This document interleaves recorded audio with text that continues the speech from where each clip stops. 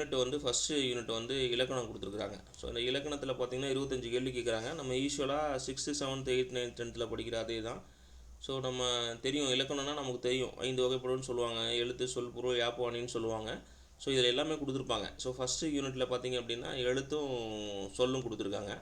So இந்த எழுத்தில் பார்த்தீங்க அப்படின்னா பிரித்து எழுதுறது, சேர்த்து எழுதுறது, சந்திப்பிழை, அப்புறம் அந்த லகரம் சரிங்களா, நகரம் இதெல்லாம் நம்ம பார்ப்போம். இன எழுத்துக்கள் என்னென்ன, சுட்டெழுத்துக்கள் என்னென்ன, இதெல்லாம் பற்றி படிக்க சொல்லியிருக்காங்க சரிங்களா. ஸோ இதில் சொல்லில் பொறுத்த வரைக்கும் வேர்ச்சொல் கண்டுபிடிக்கணும் சரிங்களா. வேர்ச்சொல்லேருந்து முற்று, எச்சம் சரிங்களா, வினையாளன் பெயர் இதெல்லாம் கண்டுபிடிக்க சொல்கிறாங்க சரிங்களா. இதெல்லாம் சும்மா ஒன்றும் இல்லை, இதெல்லாம் ரொம்ப எளிமை தான். நீங்கள் இதை பார்த்துட்டு எதுவும் பயந்துட வேணாம், ரொம்ப எளிமையாக தான் இருக்கும். எளிமைன்னு சொல்கிறத விட அந்த எப்படி நான் சொல்கிறது அப்படின்னா உங்கள் லெவலில் டெஸ்ட் பண்ணுற மாதிரி தான் இருக்கும். ஸோ உங்களுக்கு தெரியுதா இந்த விஷயம் அப்படி தான் டிஎன்பிசி பார்ப்பான தேவையில்ல, உங்களை எதையும் பயமுறுத்த மாட்டான். ஸோ இந்த விஷயம் தான் இதில் சொல்லியிருக்காங்க. அந்த ஒற்றுப்பிழையெல்லாம் கொடுத்துருக்காங்க இல்லையா, எழுத்துப்பிழை, ஒற்றுப்பிழை. ஸோ இதெல்லாம் நம்ம ரொம்ப எளிமையாக கண்டுபிடிச்சிடலாம் சரிங்களா. வல்லினம், மெல்லினம், இடையினெல்லாம் வந்து கரெக்டாக இருக்கா, அந்தந்த இடத்துல கரெக்டாக இருக்கா அப்படின்னு கண்டுபிடிக்கிறது தான். அப்படி இல்லை அப்படின்னா அதெல்லாம் பிழைகள் அப்படின்னு சொல்லுவாங்க. ஸோ இதை பார்த்துக்கலாம். ஸோ மூணாவது பார்த்தீங்கன்னா 2வது யூனிட் பார்த்தீங்கன்னா இந்த ஃபஸ்ட் யூனிட்லேருந்து 25 கொஸ்டின் கேட்குறான். நம்ம 40க்கு 25 கொஸ்டின் இதிலேருந்தே கேட்டுறான் சரிங்களா. ஸோ அடுத்து பாருங்கள், 2வது யூனிட்டில் பார்த்து சொல்லகராதி. இதில் ஒரு 15 கேள்வி கேட்குறான். ஸோ இதில் எதிர்ச்சொல்லை கண்டுபிடிக்கிறது. ஒரு வார்த்தை கொடுத்துருவான், அதுக்கு வந்து இப்போ பகல் அப்படின்னு கொடுக்குறான்னு வச்சுக்கோங்களேன். பகலுக்கு வந்து எதிர்ச்சொல் என்ன அப்படின்னு கேட்குறான்னா நம்ம இரவு அப்படின்னு நினைக்கிறோம் இல்லையா. ஸோ இந்த மாதிரி ரொம்ப எளிமையாக தான் இருக்கும் இந்த வினாக்கள் எல்லாமே. ஓகேவா. ஸோ பெயர் சொல்ல எதிர்ச்சொல்லை எடுத்துகிட்டு சொல்கிறாங்க. ஸோ ஓரெழுத்து ஒரு மொழிக்கான உரிய பொருளை சொல்கிறாங்க. ஸோ நம்ம தமிழில் வந்து ஒரு 42 இருக்குது சரிங்களா. அந்த ஒரு எழுத்து கொடுத்துருவாங்க, அந்த எழுத்துக்கான பொருள் இருக்குது. ஸோ இதை நம்ம எளிமையாக இதுக்கெலாம் ஷார்ட்கட் இருக்குது, நம்ம எளிமையாக இதை படிச்சிடலாம். ஸோ ஒரு பொருள் தரும் பல சொற்கள் அப்படின்னா சொல் ஒன்றா இருக்கும், அதுக்கு வந்து பல பொருள்கள் இருக்கும், அதை கண்டுபிடிக்க சொல்கிறாங்க. ஸோ அடுத்து வந்து அகர வரிசைப்படி சொற்களை சீர் செய்ய சொல்கிறாங்க.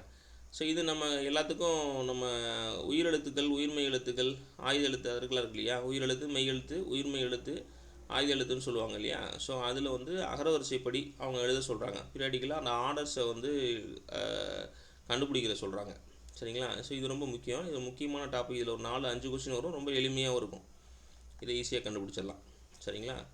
ஸோ அடுத்து ஒரு பொருள் பன்மொழி அப்படின்னு சொல்லிட்டு இருக்குது, அது பார்ப்போம். இருபொருள் குறிக்கும் சொற்கள். ஸோ இந்த மாதிரி பேச்சு வழக்கு, எழுத்து வழக்கு இந்த மாதிரி கொடுத்துருக்குறாங்க. ஸோ இதெல்லாம் ஒன்றும் இல்லை, இதெல்லாம் எளிமை தான். இந்த சொல்லகராதியில் 2வதாக கொடுத்துருக்கிறது வந்து சரியான சொல்ல கேட்குறாங்க.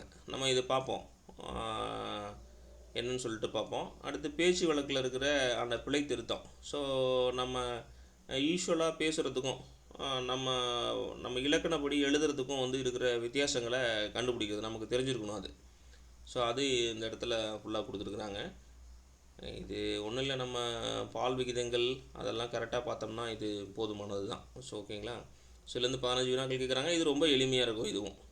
ஸோ அடுத்து பாருங்கள், அடுத்து எழுதும் திறன்னு கொடுத்துருக்கான். ஸோ இது ஒரு முக்கியமான கான்செப்ட். இது நமக்கு நீங்கள் ஃப்யூச்சரில் வேறு என்ன எக்ஸாம் படித்தாலும் இது நமக்கு கண்டிப்பாக தேவைப்படும்.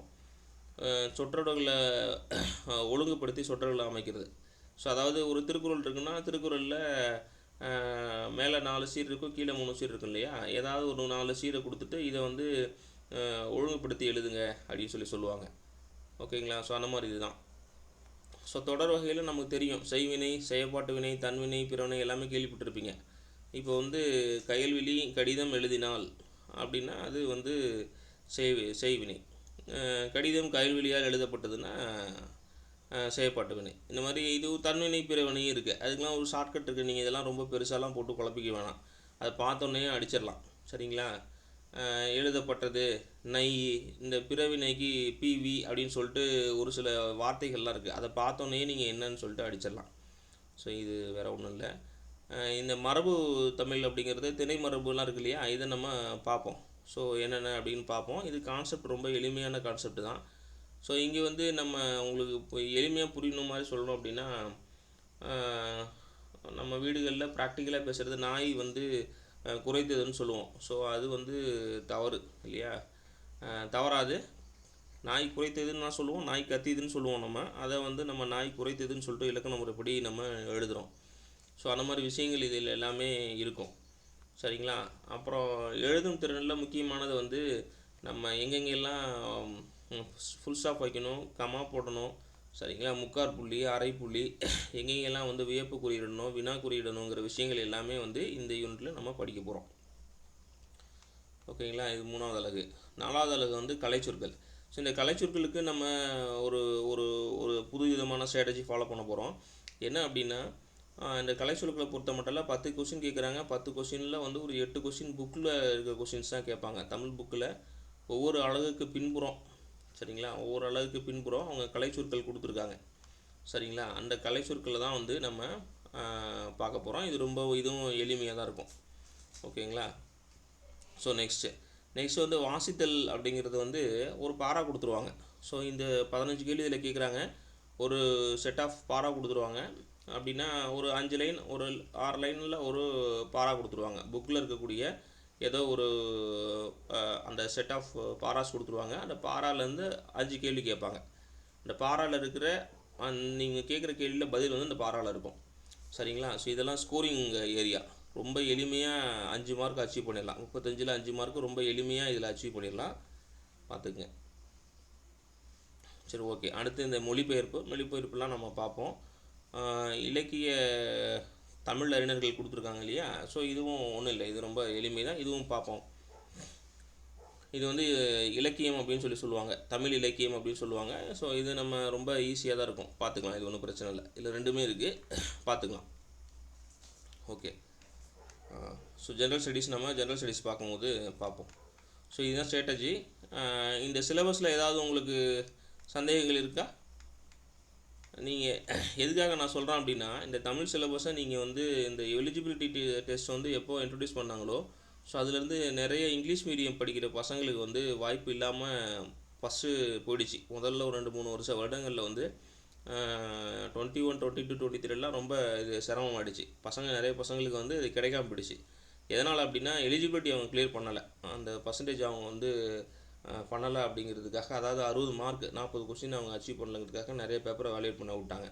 ஸோ அந்த மாதிரி சுச்சுவேஷன் நமக்கு இருந்துடக்கூடாது. சரிங்களா? ஸோ அதில் நம்ம விஜிலண்ட்டாக இருக்கணும். சரி, ஓகே. சப்ஜெக்ட் உள்ள போயிடுவோம்.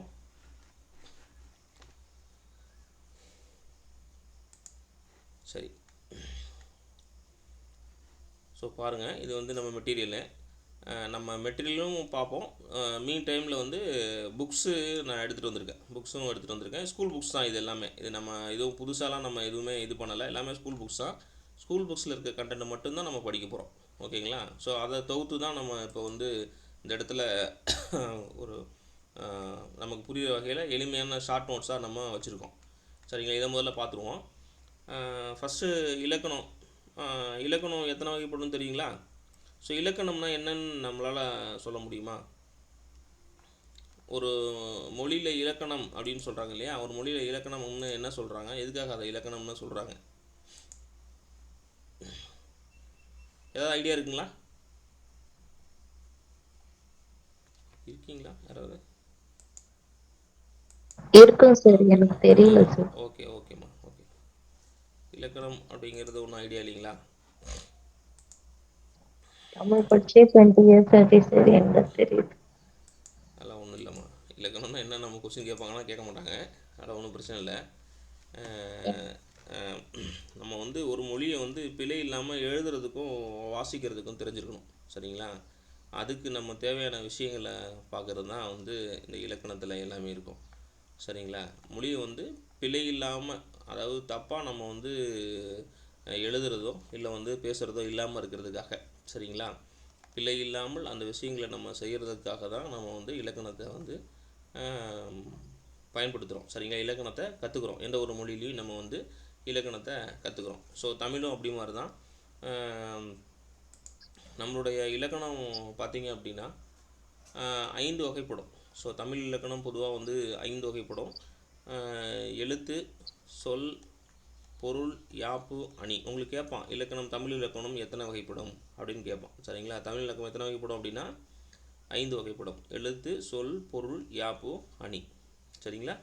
எழுத்து, சொல், பொருள், யாப்பு, அணி. ஸோ இது மொத்தம் 5 வகைப்படும் தமிழ் இலக்கணம். ஸோ இதில் ஃபஸ்ட்டு பார்ப்போம்.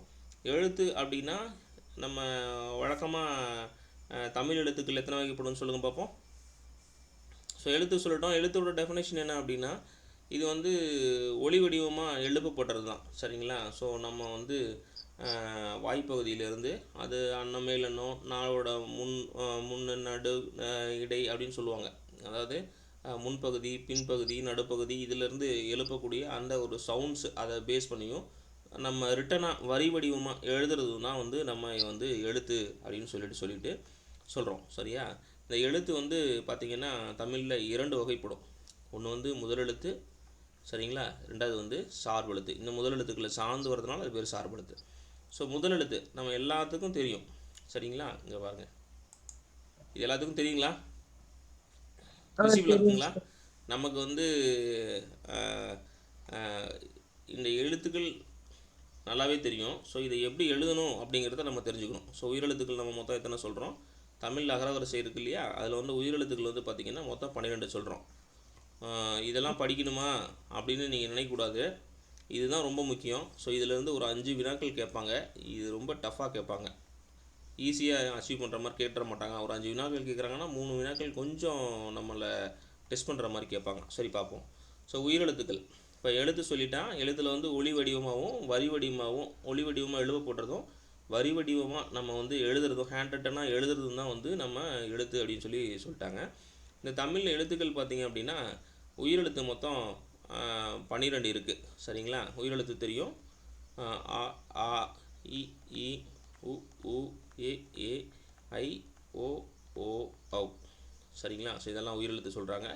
ஸோ மெய்யெழுத்து வந்து 18. ஸோ இந்த மெய்யெழுத்து எழுதுகிற விதங்கள் தான் நமக்கு இப்போ ரொம்ப முக்கியம். சரிங்களா? ஸோ இதை தான் பார்க்க போகிறோம். இங்கே பாருங்கள், என்ன சொல்லிட்டாங்க? உயிரெழுத்து சொல்லிட்டோம் இல்லையா? ஆலேருந்து ஹவ் வரைக்கும் இருக்கிறது மொத்தம் 12 இருக்குது உயிரெழுத்து. ஸோ இதில் குறில் என்ன, நெடில் என்ன, குறில்னா என்ன, நெடில்னா என்ன, அது ரொம்ப முக்கியம். ஸோ இதெல்லாம் நமக்கு தெரிஞ்சுக்கணும். சரிங்களா? குறில்னா என்ன, நெடில்னா என்ன, குறில்னா என்ன, நெடில் என்ன, ஏதாவது ஐடியா இருக்குங்களா? குறில்னா நம்ம பேசும்போது அந்த குரில் குறில் நெடில் சொல்லுங்க பார்ப்போம். ஒன்றும் இல்லைம்மா, நெடில்னா நீண்டு குறைந்த ஓசையுள்ள சொல் குரில், ஆமாம் நீண்ட ஓசையுள்ள சொல் நெடில். ஆமாம், நீண்டு ஒழிச்சுது அப்படின்னா அது வந்து நெடில் அப்படின்னு சொல்லி சொல்கிறாங்க. குறுகிய ஓசை இருந்ததுன்னா அது வந்து குறில் அப்படின்னு சொல்லிட்டு இதை சொல்கிறாங்க. ஸோ நம்ம குறியில் பொறுத்த வரைக்கும் உயிரெழுத்துக்கள் இருக்க குறிகள் வந்து குறில் என்னென்ன அப்படின்னா ஆ இ உ ஏ ஏ. அப்போ வந்து 5 உயிர் குறில் இருக்குது. உயிர் நெடில் எத்தனை அப்படின்னா ஆ இ உ ஏ ஐ ஓ ஓ. சரிங்களா? அப்போ எத்தனை இருக்குது? 2 4 6 7 இருக்குது. ஸோ இது ரொம்ப கொஸ்டின் கேட்பாங்க. சரிங்களா? உயிர் நெடில் எழுத்துக்கள் மொத்தம் எத்தனை அப்படின்னு கேட்பாங்க. சரிங்களா? ஸோ முதல்ல நம்ம என்ன தெரிஞ்சுக்கணும்னா எழுத்துனா என்னென்னு தெரிஞ்சுக்கணும். எழுத்து எத்தனை வகைப்படும் தெரிஞ்சுக்கணும். எழுத்து எத்தனை வகைப்படும்? 2 வகைப்படும் தான் எழுத்து. சரிங்களா? ஸோ அதுக்கப்புறம் முதலெழுத்து சார்பெழுத்து. இதில் முதலெழுத்து எத்தனை வகைப்படும் அப்படின்னா முதலெழுத்து மொத்தமாக 12 வகைப்படும். இந்த முதலெழுத்தில் என்னென்ன வரும் அப்படின்னா உயிரெழுத்து வரும், மெய்யெழுத்து வரும். உயிரெழுத்து மொத்தம் 12, மெய்யெழுத்து 18. இது ரெண்டும் சேர்த்து தான் வந்து தமிழ் எழுத்துக்கள் அப்படின்னு சொல்கிறாங்க. அப்போ கொஸ்டின் கேட்பான், தமிழ் எழுத்துக்கள் எத்தனை அப்படின்னு கேட்பான். தமிழ் எழுத்துக்கள் எத்தனை அப்படின்னு கேட்டான் அப்படின்னா அது வந்து 30. தமிழ் எழுத்துக்கள் மொத்தம் எத்தனை அப்படின்னு கேட்டானா தான் 216.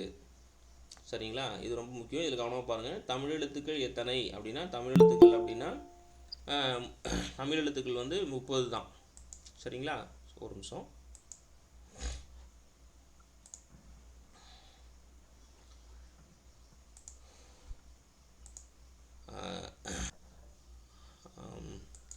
ஓகே. ஸோ இந்த இடத்துல நமக்கு கொஸ்டின்ஸ் இருக்குது. இந்த இடத்துல என்ன கொஸ்டின்ஸ் இருக்குன்னா தமிழ் எழுத்துக்கள் வந்து எத்தனைன்னு கேட்டாங்கன்னா நம்ம 30 தான் சொல்லணும்.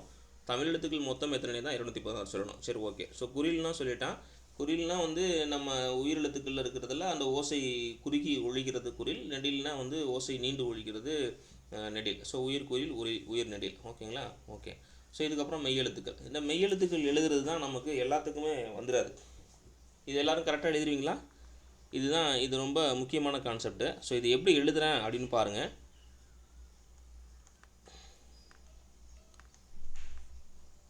வல்லினம் மெல்லினம். ஸோ அதுதான் நமக்கு எழுதியும் நோட்ஸாகவும் கொடுத்துருக்கோம். இடையினம் நீங்கள் ப்ராக்டிஸ் பண்ணும்போது இப்படி தான் ப்ராக்டிஸ் பண்ணணும். சரிங்களா? ஸோ ஃபஸ்ட்டு கசட தபர வள்ளினம் நல்லா கவனமாக பார்த்துக்குங்க. நீங்கள் காணியாச்சா எழுதி பார்த்தீங்கன்னா தப்பு பண்ணிடுவீங்க. எனக்கு நல்லா தெரியும், எனக்கு காணியாச்சாலாம் சொல்லிக் கொடுக்குறாங்களே, எனக்கு இப்படிலாம் சொல்லிக் கொடுத்துலேன்னு நினைக்கிறோன்னா, இது வந்து ரொம்ப மைன்யூட்டான ஒரு கான்செப்ட்டு. ஒரு சின்ன விஷயத்தில் வந்து நமக்கு தப்பாயிடும். கசட தபர, சரிங்களா? கசட தபர மெல்லினத்தை பொறுத்த வரைக்கும் நேராக எழுதிக்கணும். சரிங்களா? ஸோ இடையினத்தை பொறுத்த வரைக்கும் யாரால வளல.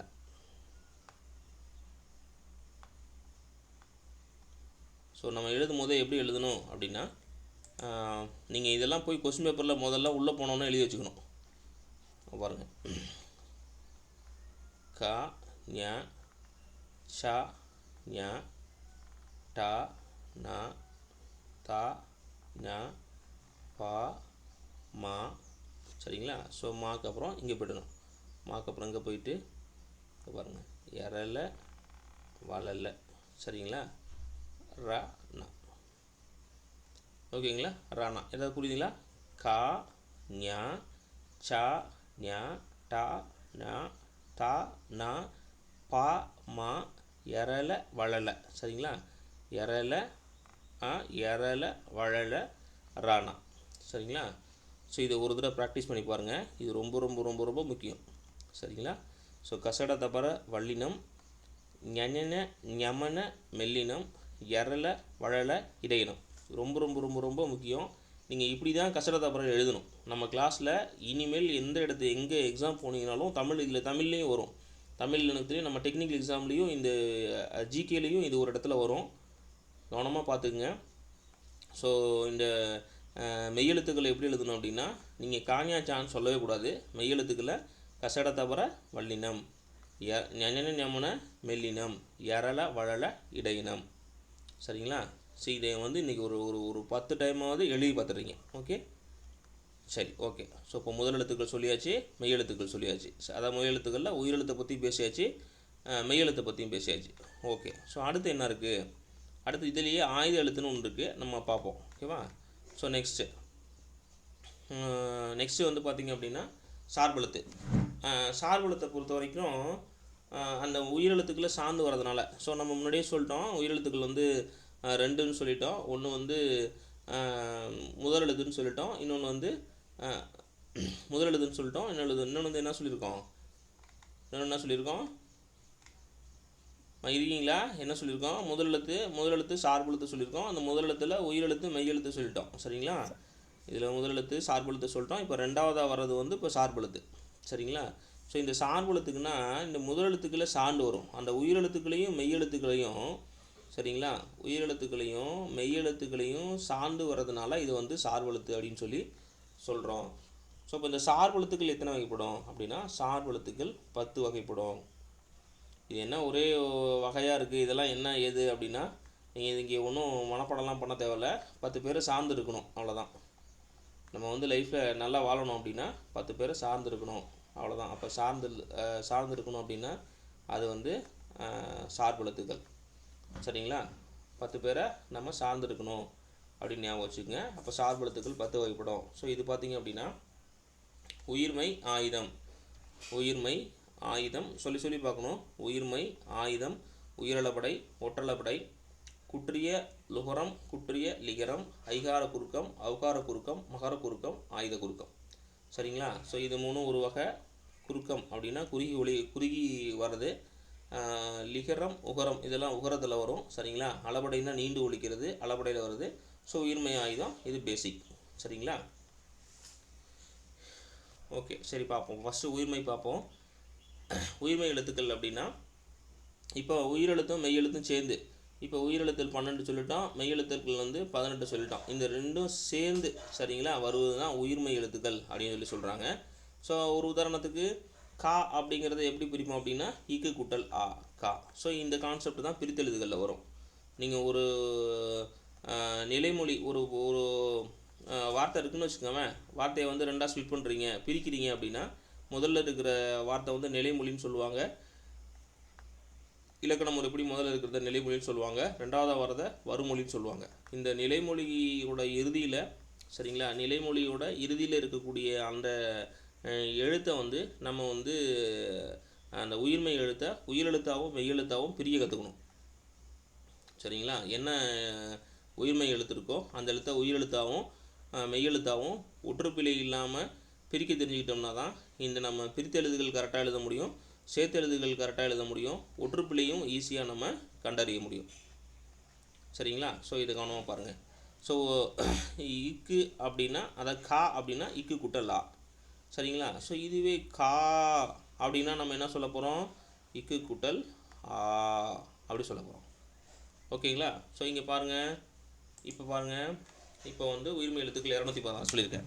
இங்கே பாருங்கள், இது தெளிவாக புரியுதுங்களா? இப்போ பாருங்கள், கா வரிசையில் என்னென்ன இருக்குது, கா வரிசையில் பிரிக்கணும்னா இக்கு குட்டல் லா அப்படி போட்டோம் அப்படின்னா கா, இக்கு குட்டல் ஆ அப்படின்னா கா, இக்கு குட்டல் ஈனா கீ, இக்கு குட்டல் ஈ அப்படின்னா கீ. சரிங்களா, ஸோ இதுதான் இந்த இடத்துல நம்ம கொடுத்துருக்கோம். ஓகேங்களா, இந்த இடத்துல இது கொடுத்துருக்கோம். Wait a minute.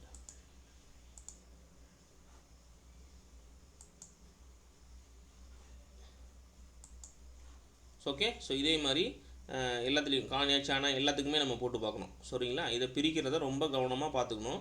ஸோ இதில் வந்து இந்த ஐ ஒரு இடத்துல ரொம்ப கவனமாக இருக்கணும். ஸோ இதில் நமக்கு வந்து கொஞ்சம் சிறு சிறு தவறுகள் ஏற்படும். ஐ ஒரு இடத்துலையும் இந்த அவு ஒரு இடத்துலையும் ஒரு சில சந்தேகங்கள் நிறைய இடத்துல வரும். இதை பிரித்து பார்க்கும்போது நமக்கு ஒரு சில சந்தேகங்கள் வரும். சரிங்களா, பிரித்தெழுதுகள் சேர்த்தெழுதுகளில் இதில் கொஞ்சம் நிறைய தவறுகள் நடக்க வாய்ப்பு இருக்குது. அது இதனால் கவனமாக இதை வந்து பார்த்துருங்க.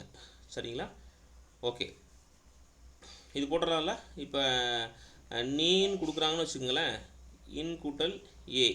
இப்போ நே அப்படின்னு கொடுக்குறாங்க அப்படின்னா இன் கூட்டல் ஏ, நே அப்படின்னு கொடுக்குறாங்கன்னா இன் கூட்டல் ஏ. இப்போ இன் கூட்டல் ஏ அப்படின்னா இது வந்து நே. இப்போ இன் கூட்டல் ஏ அப்படின்னு கொடுக்குறாங்கன்னா என்ன அர்த்தம், நே அப்படின்னு அர்த்தம். சரிங்களா, ஸோ இந்த மாதிரி தான் நம்ம இதை பார்க்கணும். ஸோ இதில் எல்லாமே 216 எழுத்துக்களையும் ரொம்ப கவனமாக நீங்கள் இதை வந்து ப்ராக்டிஸ் பண்ணிக்கணும். இதுதான் வந்து அகர வரிசைப்படி சொற்களை சீர் எழுதுறதுக்கான ஒரு பேசிக் கான்செப்ட். இதுதான் பேசிக்கு, இதை தான் பார்த்துக்கணும். ஓகேங்களா, சரி ரைட்டு. இப்போ உயிர்மை பார்த்துட்டோம். அதுக்கப்புறம் பார்த்தீங்க அப்படின்னா இதில் வந்து ரொம்ப முக்கியமான விஷயம் என்ன அப்படின்னா, இதில் வந்து நம்ம எழுதக்கூடிய அதாவது வரி வடிவம் இருக்கு இல்லையா, ஸோ அதை மெய்யெழுத்தை சார்ந்திருக்கும். நம்ம ஒழிக்கக்கூடிய ஒளியோட கால அளவு பார்த்திங்கன்னா உயிரெழுத்தை சார்ந்திருக்கும். இது ரொம்ப முக்கியம். சரிங்களா, ஒரு உயிர்மெய் எழுத்து இருக்குது அப்படின்னா அந்த உயிர்மெய் எழுத்தில் நம்ம எழுதுறோம் இல்லையா, இப்போ உதாரணத்துக்கு கான்னு எழுதுறோம் இல்லையா, இந்த வரி வடிவம் பார்த்திங்கன்னா மெய்யெழுத்தை சார்ந்திருக்கும். நம்ம அதை உச்சரிக்கும் பொழுது அந்த உச்சரித்தோட மாத்திரை அளவு, அதை கால அளவு பார்த்திங்க அப்படின்னா உயிரெழுத்தை சார்ந்திருக்கும். ஸோ இது கான்செப்ட். சரி, அடுத்து ஆயுதம். அடுத்து வந்து சார்பெழுத்துக்களில் இரண்டாவதாக இருக்கிறது ஆயுதம் இருக்குது. ஸோ ஆயுதம் அப்படின்னா நம்ம தெரியும், 3 புள்ளிகள் அப்படி தனியாக வச்சிங்கன்னா இதை வந்து ஆயுதம் அப்படின்னு சொல்லுவாங்க. ஸோ அதனுடைய வேறு பேர்கள் என்னென்ன அப்படின்னா முப்புள்ளி, முப்பார் புள்ளி, தனிநிலை, அகையனம் அப்படின்னு சொல்லிட்டு இதுக்கு வேறு பெயர்கள்லாம் இருக்குது. ஸோ இதை பார்த்தீங்க அப்படின்னா கான்செப்ட் என்னென்னா, இது வந்து சொல்லோட இடையில் மட்டும்தான் வரும், தனித்து எங்கேயுமே இருக்காது. நம்ம தமிழ் வார்த்தைகளில் பார்த்திங்கன்னா இந்த ஆயுதம் ஒரு தனி சிறப்புடையது. இது எங்கேயுமே தனித்து இயங்கவே இயங்காது. அதே மாதிரி சொல்லோட முதல்ல எங்கேயும் வராது, சொல்லுக்கு இடையில் மட்டும்தான் வரும். ரொம்ப கான்செப்ட் முக்கியம், பாருங்கள். ஓகே, ஸோ அடுத்து மாத்திரைனா என்ன அப்படின்னு சொல்லிட்டு பார்க்கணும்.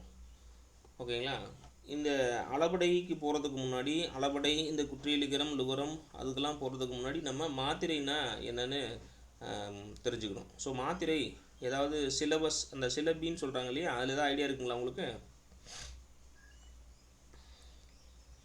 மாத்திரைன்னு ஏதாவது ஐடியா இருக்குங்களா? மாத்திரை கேள்விப்பட்டிருக்கீங்களா? கேள்விப்பட்டிருக்கோம் சார். ஒரு வினாடியில் வரக்கூடிய சொல் வந்து ஒரு மாத்திரை, அந்த மாதிரி அந்த மாதிரி தான்மா. ஸோ அதாவது நம்ம உச்சரிக்கிறோம் இல்லையா, ஸோ அந்த உச்சரிக்கக்கூடிய அந்த எழுத்தோட ஒரு வந்து அந்த எழுத்தை உச்சரிக்கிறதுக்கு தேவையான அந்த டைமிங் கால அளவு தான். சரிங்களா, ஸோ அதை தான் சொல்லுவாங்க. ஸோ இதை டெஃபினேஷனாக சொல்லணும் அப்படின்னா ஒரு மாத்திரைங்கிறது நம்ம கண்ணை இமைக்கிறோம் இல்லையா, கண்ணை இமைக்கிறதோ இல்லை சொடக்கு போடுறோம் இல்லையா, ஸோ அதனுடைய கால அளவு அப்படின்னு சொல்லிட்டு சொல்கிறாங்க இலக்கண முறைப்படி. நம்ம இலக்கண முறைப்படி தெரிஞ்சுக்கலன்னா கூட நமக்கு வந்து என்ன தெரிஞ்சுக்கணும் அப்படின்னா, நம்ம அந்த வார்த்தைகளை அந்த எழுத்துக்களை உச்சரிக்கும் போது சரிங்களா, அந்த எழுத்துக்களை ஒழிக்கிறதுக்கு தேவையான கால அளவை தான் வந்து மாத்திரை அப்படின்னு சொல்லிட்டு சொல்கிறாங்க. சரி ரைட்டு. எக்ஸாம் பாயிண்ட் ஆஃப் வியூவில் நமக்கு என்ன தெரிஞ்சுக்கணும் அப்படின்னா, இந்த மாத்திரையோட அளவு நம்ம எழுத்துக்களில் எங்கெங்கெல்லாம் வந்து ஒரு மாத்திரை வரும், எங்கெங்கெல்லாம் அரை மாத்திரை வரும் அப்படின்னு தெரிஞ்சுக்கணும். ஃபஸ்ட்டு குறில் எழுத்துக்கள் அப்படின்னா ஒரு மாத்திரை வரும், நெடில் எழுத்துக்கள் அப்படின்னா 2 மாத்திரை வரும், மெய்யெழுத்துக்கள் ஆயுத எழுத்துக்கள்னால் அரை மாத்திரை வரும். சரிங்களா? ஸோ இதில் ஒன்றும் நம்ம ரொம்ப மனப்பாடம் பண்ணுற விஷயங்கள்லாம் எதுவுமே கிடையாது.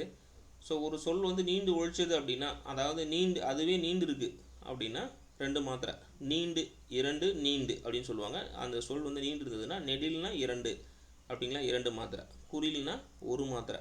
சரிங்களா? மெய் ஆயுதத்துக்கு அரை மாத்திரை. ஸோ இது தெரிஞ்சால் தான் நம்ம அளபடை போக முடியும். ஓகேங்களா? ஸோ இதில் ஏதாவது டவுட் இருக்குங்களா? ஸோ இந்த மாத்திரை ரொம்ப முக்கியம். நம்ம ஆல்ரெடி சொல்லிட்டோம், குறில்னா குறுகிய எழுத்துக்கள் இருக்குன்னு சொல்லிட்டு அதனால் வந்து 1 மாத்திரை. சரிங்களா? ஸோ மெய் எழுத்துக்கும் ஆயுத எழுத்துக்கும் அரை மாத்திரை. சரிங்களா? நீங்கள் இது சொல்லி பார்த்தீங்கன்னா தெரியும், மெய்யா அரை, மெய்யா அரை அப்படின்னு சொல்லுவாங்க. நீங்கள் மனப்பாடம் பண்ண வேண்டியவெல்லாம் இல்லை, ஷார்ட்கட் போட்டு கூட தெரிஞ்சுக்கணும். இல்லை, ஒரு தடவை 2 தடவை படிச்சிங்கனாவே இதை ஞாபகம் வச்சுக்கலாம். ஸோ குறிலுக்கு 1 மாத்திரை, நெடிலுக்கு 2 மாத்திரை, ஸோ மெய் எழுத்துக்கும் ஆயுத எழுத்துக்கும் அரை மாத்திரை. ரொம்ப முக்கியம் இது எக்ஸாமில் கேட்பாங்க. சரி ரைட்டு, ஓகே. இப்போ அளபடைக்கு வந்துடுவோம்.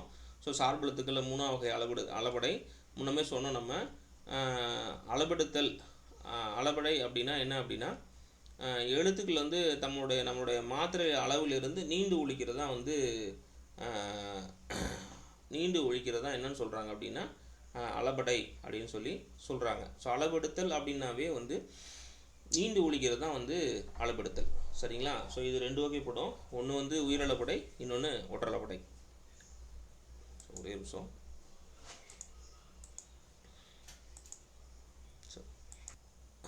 அளபடை சொல்லிட்டோம். அளபடைனா நீண்டு ஒழித்தல். சரிங்களா? அதை சொல்லிட்டோம். ஸோ இதில் பார்த்தீங்க அப்படின்னா ஃபஸ்ட்டு உயிரளபடை, சார்பெழுத்துக்களில் முதல்ல உயிரளபடை. ஸோ இதில் வந்து பார்த்திங்கன்னா ஒரு நம்ம செய்யுள் இருக்குது, அந்த செய்யுளில் பார்த்திங்க அப்படின்னா ஓசை வந்து குறைஞ்சி வந்துச்சு அப்படின்னா, சரிங்களா, ஓசை குறைஞ்சி வந்துச்சுன்னா அதை நிறைவு செய்கிறதுக்காக பார்த்திங்க அப்படின்னா ஒரு சில எழுத்துக்கள் வந்து நீண்டு ஒழிக்கும். சரிங்களா? ஸோ அதாவது ஒரு சில எழுத்துக்கள்னால் இந்த இடத்துல உயிரெழுப்படை அப்படின்னா உயிரெழுத்துக்கள் வந்து நீண்டு ஒழிக்கும். சரிங்களா? அந்த உயிரெழுத்துக்கள் வந்து நமக்கு தெரியும், உயிர் நெட்டெழுத்துக்கள் அப்படின்னு சொல்லுவாங்க. ஸோ இது வந்து பார்த்திங்கன்னா நீண்டு உழைக்கும். தன்னுடைய அளவுலேருந்து தனக்கான மாத்திரை அளவு வந்து இருக்கு இல்லையா. ஸோ இப்போ குறில்னா 1 சொல்லியிருக்கோம், நெடில்னா 2 சொல்லியிருக்கோம், மெய் எழுத்துக்கும் ஆயுத எழுத்துக்கும் அரை மாத்திரை அளவுன்னு சொல்லியிருக்கோம்.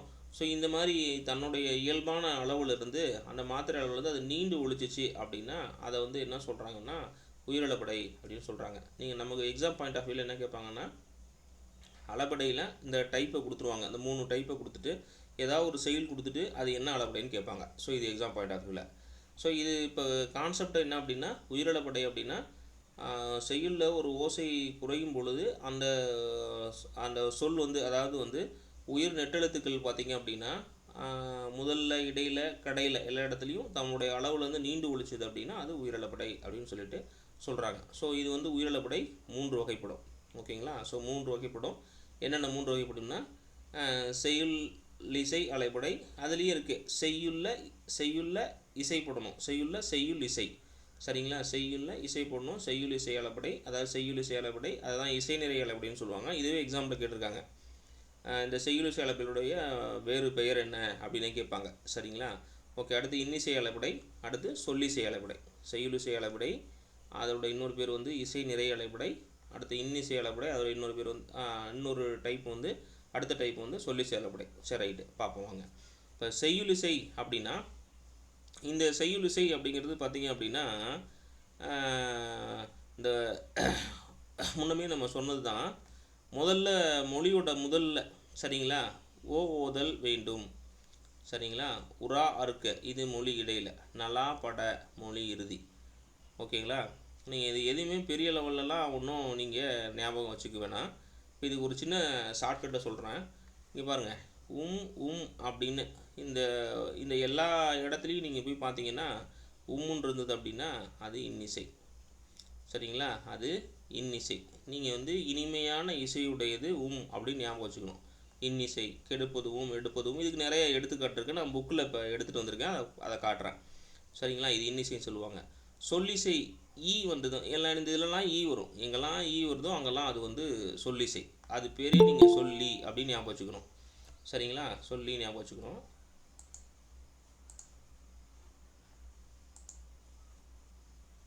சார் வணக்கம் சார். சார் வணக்கம் சார். வணக்கம். ஓகேங்களாம்மா? ஸோ இப்போ இதுதான், இது நீங்கள் தெரிஞ்சுக்கிட்டிங்கன்னா போதுமானது. இது ஒன்றும் இல்லை. இப்போ நம்ம இது கான்செப்டாக பார்க்கணும் அப்படின்னா, செய்யுளிசை அளபடினா செய்யுளில் ஓசை குறைஞ்சதுன்னா அந்த நெட்டெழுத்துக்கள் அளபெடுக்கிறது, அதாவது நீண்டு ஒழிக்கிறது. இன்னிசை அளபடினா ஓசை குறையலனா கூட, சரிங்களா, செய்யுளில் வந்து அந்த ஓசை குறையலனா கூட நீண்டு ஒழிக்கிறத வந்து இன்னிசைன்னு சொல்லுவாங்க. இதுக்கு நான் ஷார்ட்கட் சொல்லிட்டேன். எங்கெல்லாம் அவங்க அந்த வார்த்தையில் உம்முன்னு கொடுத்துருந்தாங்கன்னா அது இன்னிசை. சரிங்களா?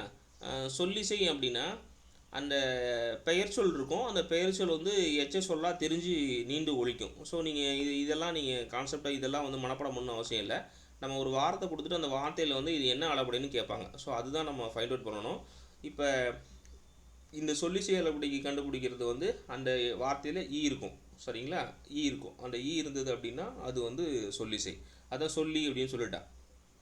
சரிங்களா? ஓகே. ஸோ இது வந்து உயிரளபடை. அடுத்து பாருங்கள். அடுத்து ஒற்றளப்படை. நான் அளபடை சொல்லிட்டேன். அளபடைனா நீண்டு ஒழித்தல்னு சொல்லிட்டேன். அளபடை வந்து பார்த்திங்க அப்படின்னா 3 வகைப்படும். செய்யுளிசை அளபடை, இசைநிறை அளபடை, இன்னிசை அளபடை, சொல்லிசை அளபடை. சரிங்களா? இதில் ஏதாவது உங்களுக்கு கன்ஃபியூஸ் ஆகிற மாதிரி இருந்ததுன்னா சொல்லிடுங்க.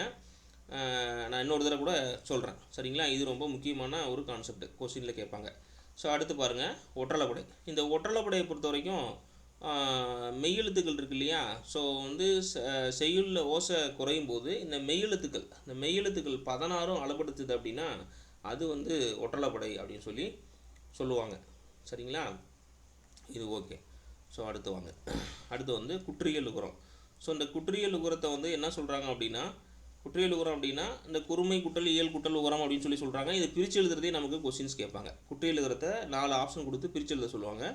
குறுமை கூட்டல் இயல் கூட்டல் உகரம். சரிங்களா? ஸோ இது பார்த்திங்க அப்படின்னா குசுடு துபுரு அப்படின்னு சொல்லுவாங்க. குசுடு துபுரு அப்படின்னு சொல்லுவாங்க. இந்த 6 வல்லின உகரங்களும் பார்த்திங்கன்னா தன்னுடைய அளவு வந்து ஒரு மாத்திரையிலிருந்து பார்த்திங்கன்னா அரை மாத்திரையாக குறைஞ்சி ஒழிக்கும். ஸோ முன்னே நம்ம சொன்ன மாதிரி தான். ஓகேங்களா? அளபடை அப்படின்னா நீண்டு ஒழிக்கும். குற்றியலுகரம் குற்றியலுகரம் இது ரெண்டுமே பார்த்திங்கன்னா குறைஞ்சி ஒழிக்கும். தன்னுடைய இயல்பான மாத்திரை அளவுலேருந்து குறைஞ்சி ஒழிக்கும். சரிங்களா? இந்த குசுடு துபுரு இருக்கு இல்லையா? இந்த வார்த்தைகள் இந்த 6 வல்லின உகரங்களும் தன்னுடைய மாத்திரை அளவிலிருந்து குறைஞ்சி ஒழிக்கிறது தான் வந்து பார்த்திங்க அப்படின்னா, அதாவது நம்ம என்ன சொல்லியிருக்கோம், இந்த வல்லினம் இருக்கு இல்லையா? ஸோ அதுக்கு வந்து பார்த்திங்கன்னா ஒரு மாத்திரையே சொல்லியிருக்கோம். அந்த ஒரு மாத்திரை அளவிலிருந்து குறைஞ்சி ஒழிக்கிறது தான் வந்து பார்த்திங்க அப்படின்னா இந்த இடத்துல வந்து நம்ம குற்றிய உகரம் அப்படின்னு சொல்கிறோம். சரிங்களா? ஸோ குறிலுக்கு வந்து ஒரு மாத்திரை சொல்லியிருக்கோம், நெடிலுக்கு வந்து 2 மாத்திரை சொல்லியிருக்கோம், மெய்யெழுத்துக்கும் ஆயுதெழுத்துக்கும் அரை மாத்திரை சொல்லியிருக்கோம்.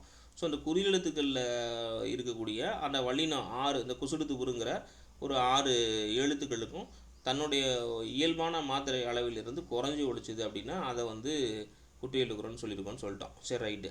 குற்றியலுகரம் எத்தனை வகைப்படும்னு கேட்பான். ஸோ இந்த வகைகள் ரொம்ப முக்கியம். இது வந்து எளிமையான வினாக்கள், இது கேட்பாங்க. குற்றியலுகரம் 6 வகைப்படும். சரிங்களா? குற்றியலுகரம் 6 வகைப்படும். ஸோ இது நீங்கள் எப்படி ஞாபகம் வச்சுக்கணும், உகரம் 6 அப்படின்னு ஞாபகம் வச்சுக்கணும். உகரம் 6. சரிங்களா? உகரம் 6 இது ரொம்ப முக்கியம். சரி பாருங்கள், நெடில் தொடர் குற்றியலுகரம். ஸோ இதெல்லாம் ஒன்றும் இல்லை. நீங்கள் பாருங்கள், நீங்கள் இதில் எதுவுமே நீங்கள் பார்க்க வேணாம், எதுவுமே நீங்கள் மனப்பாடம் பண்ண வேணாம். இங்கே பாருங்கள், முன்னமே சொல்லிட்டேன், குசுடு துபுருன்னு வார்த்தை இருக்கணும். குசுடு துபுரு நீங்கள் டெஃபினேஷன்லாம் பார்த்து ஏதாவது பயந்துரெல்லாம் ஒன்று வேணாம். குசுடு துபுரு இந்த எழுத்துக்கு முன்னாடி இருக்கிற எழுத்து பார்த்தீங்க அப்படின்னா நெடிலாக இருக்கும். இங்கே பாருங்கள், பா மா இருக்குங்களா? நெடிலாக இருக்கும். ஓகேங்களா? நெடிலாக இருக்கும். இங்கே பாருங்கள், பா கா. புரியுதுங்களா? ஓகே தானே அம்மா? ஓகேவா? ஏதாவது டவுட் இருக்கா? பாருங்கள், இது நெடில் தொடர் குற்றியலுகரம் அப்படின்னா இதை நம்ம ஃபைண்ட் அவுட் தான் பண்ண சொல்லுவாங்க.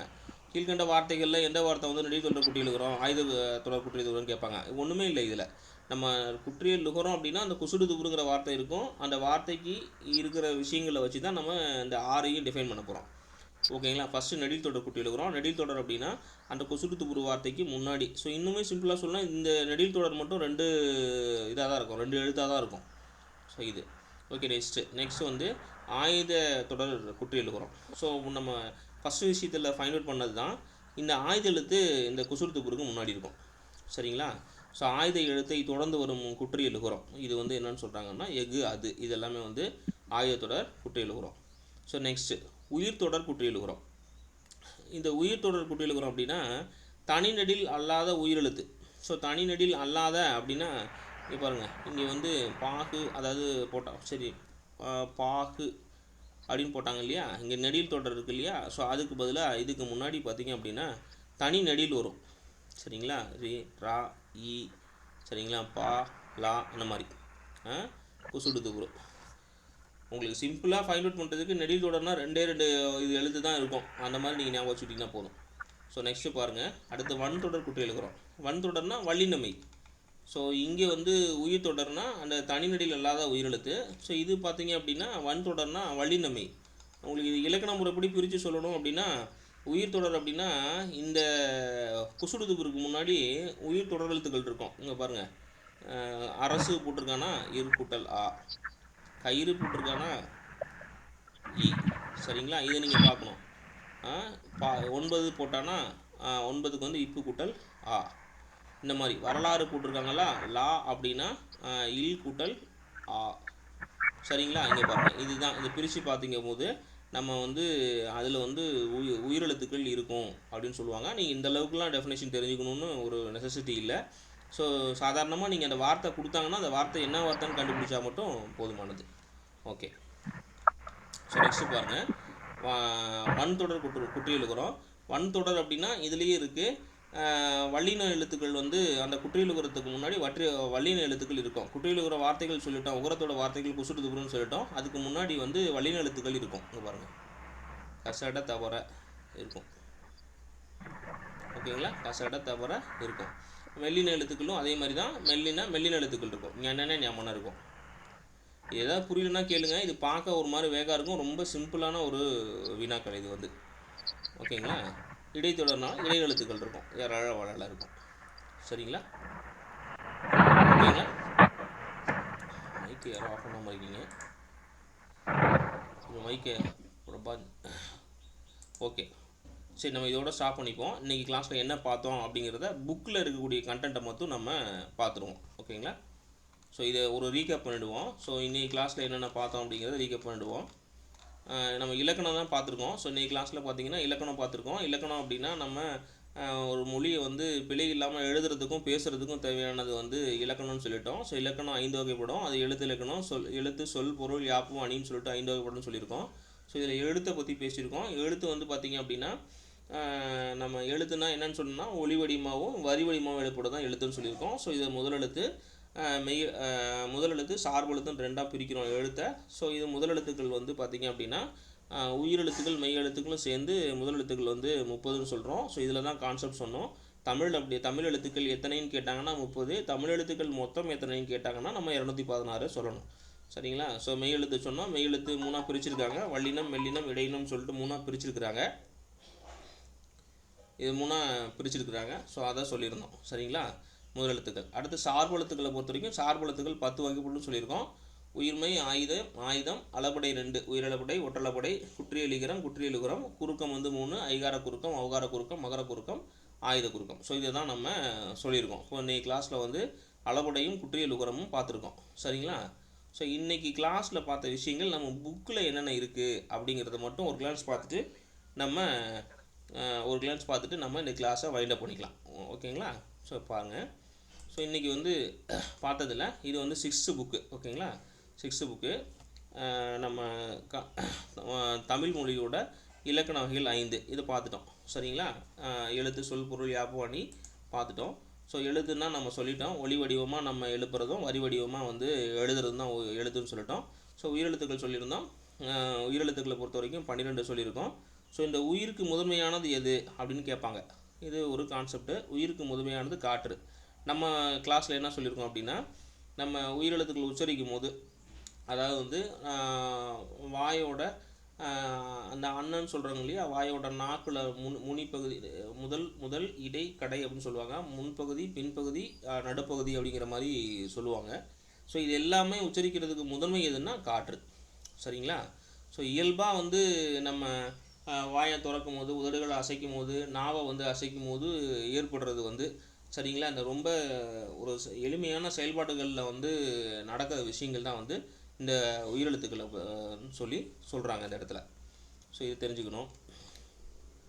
ஸோ இந்த இது சொல்லிட்டோம் நம்ம. 5 எழுத்துக்கள் வந்து குறுகி ஒலிக்கும், 7 எழுத்துக்கள் வந்து உயிரெழுத்துக்களில் நீண்டு ஒலிக்கும். ஓகேங்களா? குறுகி ஒலிக்கிறது மொத்தம் 5 எழுத்துக்கள், அ ஆ உ எல்லாம் இதெல்லாம் சொல்லிட்டோம். சரிங்களா? நெடில் எழுத்துக்கள் வந்து 7 சொல்லியிருக்கோம். சரி, ஓகே. நம்ம முன்னமே சொன்ன மாதிரி ஒவ்வொரு எழுத்துக்கள் உச்சரிக்கிறதுக்கும் ஒரு கால அளவு வந்து இருக்குது. சரிங்களா? ஸோ அதை தான் வந்து நம்ம என்ன சொல்கிறோன்னா, இந்த இடத்துல நம்ம என்ன சொல்கிறோம் அப்படின்னா மாத்திரைன்னு சொல்கிறோம். ஸோ அதாவது மாத்திரைனா டெஃபினேஷன் என்ன அப்படின்னா, ஒரு கண்ணை இமைக்கிறதுக்கும் இல்லை வந்து இந்த சொடுக்கு போடுறோம் இல்லையா, அந்த கை நொடிக்கு ஆகக்கூடிய அளவு தான் வந்து மாத்திரை அப்படின்னு சொல்கிறோம். குறில் எழுத்தோட ஒலிக்கிற அளவு நம்ம சொல்லிட்டோம் ஒரு மாத்திரைன்னு. நெல் எழுத்துக்கு 2 மாத்திரை சொல்லியிருக்கோம்.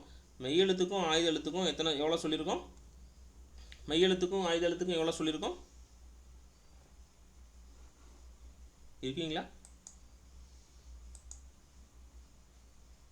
நான் பேசுகிறது ஆடிபிளாக இருக்குங்களா? மெய்யெழுத்துக்கும் ஆயுத எழுத்துக்கும் எவ்வளோ மாத்திரை அளவு சொல்லியிருக்கோம்? அரை மாத்திரை அரை மாத்திரை. ஓகேங்களா? அரை மாத்திரை. ஸோ நீங்கள் ரிப்ளை பண்ணால் தான் கொஞ்சம் எஃபெக்டிவாக இருக்கும். சரி, ஓகே. இப்போ மெய்யெழுத்துக்கள், மெய் அப்படிங்கிறது வந்து இந்த இடத்துல உடம்பு அப்படின்னு சொல்லிட்டு பொருள்படும். இது எக்ஸாம்பிள் ஏற்கனவே கேட்டிருக்காங்க. மெய் அப்படிங்கிறது உடம்பு அப்படின்னு சொல்லுவாங்க. உயிர்னா காற்று, உயிரெழுக்கள் பிறக்கிறதுக்கு அடிப்படை காற்று. மெய் அப்படிங்கிறது வந்து இந்த இடத்துல உடம்புன்னு சொல்லுவாங்க. ஸோ இது நம்ம சொல்லிட்டோம் 18 எழுத்துக்கள். இதுதான் வல்லினம் மெல்லினம் இடையினம் பற்றி பேசியிருக்கோம். சரிங்களா? ஸோ மெய்யெழுத்துக்கள் ஒலிக்கக்கூடிய கால அளவு அரை மாத்திரை. Okay okay okay. ஸோ இப்போ உயிர்மை எழுத்துக்கள் பார்த்துருக்கோம். உயிர்மை எழுத்து மொத்தம் 216. சரிங்களா? ஸோ அது ஆயுத எழுத்து வந்து சொன்னோம். ஆயுத எழுத்தோட கால அளவு வந்து அரை மாத்திரை. ஓகேங்களா? ஸோ இதுதான் இப்போ இன்றைக்கி பார்த்துருக்கோம். ஓகே. ஸோ இது வரைக்கும் எதாவது டவுட் இருக்குங்களா? இன்றைக்கி கிளாஸ் எதாவது டவுட் இருக்குங்களா? இல்லை சார்.